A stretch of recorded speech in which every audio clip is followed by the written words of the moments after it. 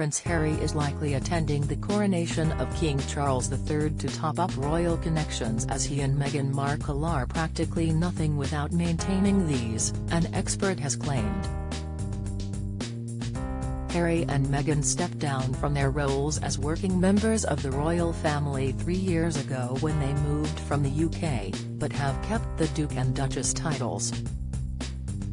Since then, they have looked to build their own brands, signing multi-million-pound deals with streaming giants Netflix and Spotify, while Harry released his tell-all memoir, Spare, in January.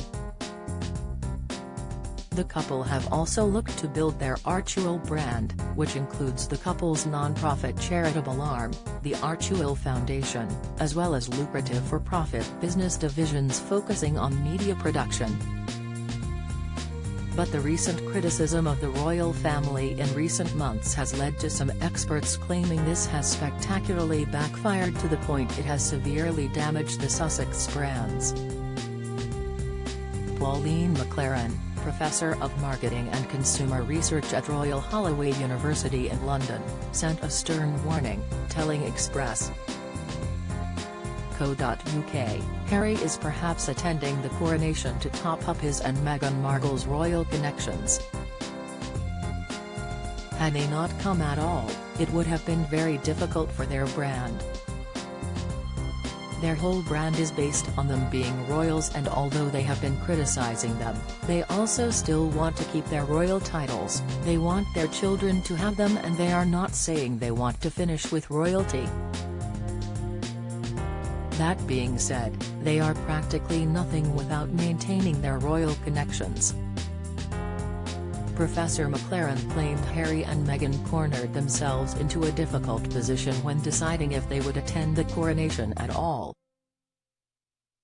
The expert claimed they really do need to top up their royal tinsel and glamour, while explaining why Harry attending the coronation without Meghan is the ideal compromise.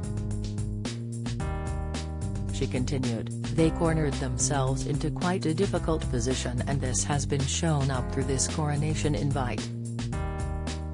If they both go, they both risk looking very foolish if they are met with a lot of hostility, and that would be very bad for their brand.